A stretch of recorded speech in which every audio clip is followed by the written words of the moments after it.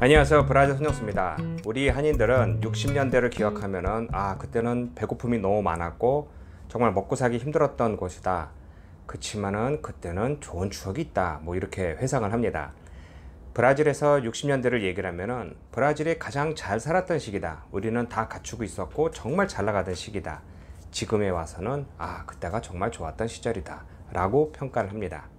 이 두 가지 사항을 보고 봤을 때 한국은 예전에 힘들었고 고통스러운 나라였지만 그것을 지나면서 지금 현재 잘 사는 나라에서 살고 있다라고 자긍심을 갖고 있는 반면, 브라질에서는 대다수가 옛날에 우리는 다 갖추고 잘 살았는데 왜 이렇게 지금 이 나라가 이 꼴이 되었느냐, 이렇게 극단적인 평가를 합니다. 이렇게 제가 설명드리면은 브라질을 비판하냐라고 저한테 말씀하셨는데, 그것이 아니라 지금 현재 있는 브라질 상황은요 정말 안 좋은 것입니다. 투자하시는 분은 브라질은 자원을 가지고 있고 시장도 크고 또 모든 것이 다 갖춰졌기 때문에 좋은 것이라고 평가를 하시는 분이 많습니다. 사업적인 기반으로 하여 내가 시간과 정열과 돈을 투자를 하여 어떤 결과를 내놓을 수 있는 곳이다 라고 극렬하게 이제 표현하는 반면, 저 같은 사람이 이렇게 평가하는 것은 이 브라질한 것은 아직 부조리가 너무 심하고 빈부격차가 심하고 이런 나라 규모에 맞춰서 어느 정도 성장이 있어야 되는데 경제 성장뿐만 아니라 국민들의 삶의 질이 올라야 되고, 또 다른 면으로는 영유아 사망이라든가 아니면 인간 수명이 좀 높아야 되는데 그렇지 않다라는 것입니다. 왜 이런 현상이 일어나느냐, 우리가 잘 알고 있는 것과 같이 이 브라질이 아직 선진국의 문턱까지 가봤지만 선진국이 되지 못하였고요. 전반적인 사회에서 교육이나 투자 또 사회적인 이런 어떤 개발을 위한 발전을 위한 발걸음이 아직 적절하게 이루어지지 않고 있다는 것입니다. 아까 조금 전에 설명하신 것과 같이 이 브라질을 기회 땅으로 보시고 투자하신 분들은 사업가 기준으로 봤을 때, 사회나 전반적으로 봤을 때 아직 성장할 가능성을 극렬히 높게 사신 분이 많습니다. 이것은 실제 있는 것입니다. 그러니까 다른 나라와 어느 나라, 특정한 나라, 특정 지역을 제가 이렇게 비하하는 것이 아니라 일반적으로 어느 나라가 성장하기 위해서는 당연히 안전을 해야 되고요. 자연재해라든가 전쟁이 있으면 당연히 안 되겠죠. 생명의 위협이 있으니까. 이런 것이 아닌 나라가 그렇게 많지는 않고요. 또 하나는 그쪽에서 어느 정도 인구가 있어야 이 인구로 인하여 이것을 시장이 좀 형성되고 커지면서 서로 뜯어먹을 수 있게 되는 겁니다. 이걸 극렬하게 표현하는 것은 아프리카의 어느 나라라든가 인도 같은 나라를 누가 비교하는데요. 그 나라는 인구가 너무 많지만 빈부격차가 너무 심하기 때문에 그들을 다 소비할 수 있는 사람으로 이렇게 인식을 하면 안 된다, 이렇게 극렬하게 표현하신 분이 있습니다. 이거 제 표현이 아닙니다. 어찌됐건 이렇게 자원도 많고 또 주위 환경도 좋고 또 시장도 형성이 돼 있어서 브라질은 극력이 좋다라고 보지만, 다른 면으로 봤을 때 아직까지도 교육열이 굉장히 낮고요. 극소수만 이런 혜택을 받을 수 있고요. 시스템적으로 공립 의료라든가 교육이 의무, 또한 이런 무료 혜택을 받지만 이것이 전체 골고루 성장하지 못하는 그런 차이점이 있습니다.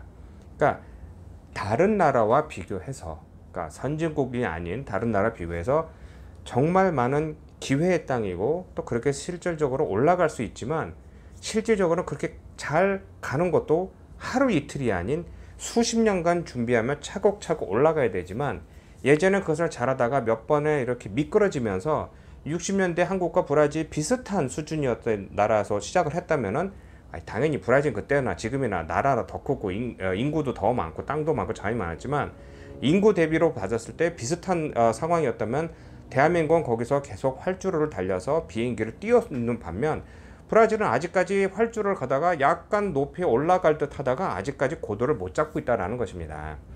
이것을 꼭 제가 설명하는 이유는, 많은 분들이 이거 제 표현은 지금 여기 사시는 분이 아니라 외국에서 브라질을 바라보시는 분은 너무나 이렇게 왜곡된 현상을 많이 봅니다. 그러니까 브라질은 다 있다, 다 갖췄다, 잘된 나라다, 그러니까 뭐든지 다 시스템적으로 잘 돌아간다라고 하는데 그렇지 않다라는 것이 굉장히 안타까운 것이죠. 일부는 요즘 같은 코비드 사태를 봤을 때 여기 있는 사람들도 말하는데요. 이것은 기회다. 왜냐? 경쟁자가 많이 없어졌고 또한 이렇게 한쪽으로 부가 쏠리는 현상이기 때문에 이렇게 혼란한 시기에는 돈이나 아니면 기술이나 아니면 어느 정도 내가 노력할 수 있는 이런 능력이 있다면은 시장을 빨리 석권할 수 있다. 그러니까 내가 다 먹을 수 있다라고 평가하신 분도 있습니다. 그러니까 저는 이제 그런 거에 대해서 좋다 나쁘다라고 말할 수는 없고요. 제 개인적으로는 아니 그렇게 고통받는 시장에서 어느 정도 누가 섞거나 저는 이제 뭐 그런 사업가 기준은 없기 때문에 제가 평가를 못 내리지만 어찌됐건 이런 곳에서 있으면서 이곳에서 뭐 2세 되신 분들은 아 브라질은 기회의 땅이라고 하지만 반대로 그의 자녀들은 이곳에서 공부하지 않고 외국으로 나갑니다. 미국이나 이런 곳에서 대학을 나오고 그쪽에서 현지에서 살면서 브라질이라는 나라로 뭐 돌아온 사람도 있지만 대부분 그쪽 사는데 만약에 학부모가 2세 되는 사람이 이곳이 나라가 좋다 그러면 자녀들도 이곳에 와서 공부하면서 이곳에 살아야 되는 것이 아닌가 이렇게 봅니다. 그러니까 결국 우리가 60년대, 70년대 어려운 상황에서는 무엇이든 해야 되고 먹고 살기 위해서 해외로 나와서 여러 각국에 살면서 특히 브라질이라는 곳에 나와서 살다 보니까 와, 한국과 비교해서 비교할 수 없는 이 자연 환경과 또 이런 여러 이런 경제적인 상황이나요 굉장히 혜택을 많이 받았고요. 이 혜택이 한국이라는 나라는 계속해서 더 성장하면서 지금 눈높이가 이렇게 되는 반면 이곳 사신 분들은 이제 예전의 눈으로만 봤을 때 브라질 좋다라고만 이제 보는 겁니다. 제가 다시 말씀드리지만 브라질이 망했고 안 좋고 그런 건 아니라 당연히 시장성도 있고 성장 가능성도 있지만 주위 환경에서 우리 외국인뿐만 아니라 브라질 국민들도 다 이것은 문제됐으니 빨리 고쳐야 된다라고 얘기하는 겁니다. 개혁, 뭐 개방은요 한 번이 아닙니다. 그러니까 우리가 생각하기에 대통령 한 번 바뀌면은 다 개혁되고 개방되고 해서 이거 사회가 바뀐다는데 그게 아니라 그 개혁 개방이 몇 년 지나고 나면 또 불만을 가진 사람들에 의하여 또 개혁 개방이 계속 활발히 이루어져야 되는 겁니다. 또한 국민들도 아 내가 미래적으로 이렇게 성장할 수 있다, 무엇을 할 수 있다, 내가 발전할 수 있다 라고 평가하면은 거기에 힘 안고 열심히 일을 하겠지만 지금 이 예전에 60, 70년대부터 보면은 학자라든가 공부했다라든가 기업가들은 대부분 외국에 나가서 살기를 원합니다. 그렇지만 이제 이게 시간이 지나면서 한 2000년대 들어와서 갑자기 브라질의 세계적인 이런 요소에 의하여 그때 뭐 신자유주의 경제도 그렇고 또 세계적 경제 호황으로 갑자기 하자 외국이 아닌 왜 외국에서 하냐 브라질에서 살지라고 해서 들어오신 사람도 있지만 이게 또 브라질 경기가 이제 경제 성장률이 좀 꺾이자마자 다시 야 여기가 아니야 그냥 외국으로 나가겠다라고 해서 나간 사람이 굉장히 많다라는 것이죠. 이곳에서 대학을 졸업한 학자들도 아니면 이곳에서 뭐 IT계에 뭐 종사하는 사람들의 가장 극렬한 이런 표현을 보면은 이 나라 현지 화폐로 지금 15,000 헤알 정도 월급을 받는다. 이거 한 3,000불 정도 되는 것이죠. 그러니까 환율을 1대5로 잡았을 때. 그렇지만 같은 가격으로 미국에서는 15,000불 정도 받는다라고 합니다. 뭐 당연히 미국에는 물가가 더 비싸지만 아무리 그래도 이렇게 5배 이상 차이가 난다면은 그냥 이곳이 아닌 그냥 미국에서 사는 게 낫지 않냐라는 말이 나왔을 때 그들은 아이 능력 때문에 미국 가죠. 미국에서 나 오라는 것도 아니고 영주권도 없는데 어떻게 갑니까? 그러니까 안타깝다라는 얘기를 하는 겁니다. 또한 이 브라질이라는 나라는 이런 다른 나라, 그러니까 특히 남미에서만 봐도 규모도 제일 크고 제 시스템도 잘 갖춰졌기 때문에 이게 어느 정도 돌아갑니다. 아시겠지만 요만한 소도시에서 뭘 하나 장사하는 거와 이만한 대도시에서 수많은 사람 대상으로 장사하는 건 당연히 다른 것이죠.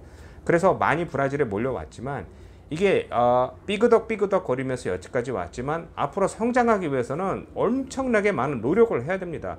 문제 많습니다.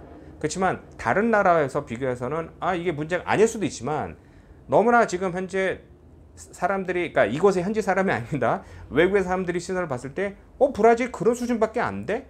그거 준비를 못했어? 그럼 여태까지 뭘 했어? 그리고 여기 걷어들인 세금으로 뭘 하면 되질 않아? 이게 아니라는 것이죠. 그러니까 국민소득도 낮고 세금도 적게 내고 걷어들이는 세수도 얼마 안 되고 또 걷어들이는 세수에서 많은 부분은 비생산적인 뭐 이자라든가 아니면은 뭐 복지라든가 이런 걸 나가다 보니 길 하나 제대로 닦지 못한다는 것이죠. 그래서 오늘 다시 이렇게 설명드린 건 이거 벌써 몇 년 전부터 계속 얘기했던 것을 다시 한번 상기시켜 드리는 겁니다. 그러니까 브라질이라는 것에 환상을 가져라 또 아니면 환상을 깨라 그런 것이 아니라 현실적으로 직시를 하고 이곳에 브라질에 반대로 요즘에 이민 오시는 분이 있나요? 예, 극소수 몇 분은 있습니다. 뭐 여행 오시고 이곳에 뭐 기회 땅이라고 하는데요. 그들이 이곳에 도착해서 너무나 깜짝 놀라신 분도 있고요. 몇 분은 얼마 전에도 이메일 왔는데 이거 너무 이게 빈부격차고 이거 거지들 많고 이거 어떻게 됩니까? 이 미래가 없네요. 라고 현실적으로 예신 분도 많습니다. 어찌됐건 앞으로 제 유튜브도 여태까지 뉴스를 위주로 하면서 제 이야기와 생각을 많이 담았습니다. 그러니까 브라질에 대해서 제대로 아시려면은 이것은 뭐 제 개인적인 생각이지만 제 유튜브를 돌아보시면 브라질이라는 것에 대략 감을 잡으실 것이고 또 앞으로 이제 시간이 되면 이제 브라질에 대한 뭐 여러 가지 뭐 역사나 또 요즘 이제 현지 상황에 대해서 또 편집하여 여러분에게 올리겠습니다. 여러분 희망 잃지 말고요. 모두 열심히 삽시다. 고맙습니다.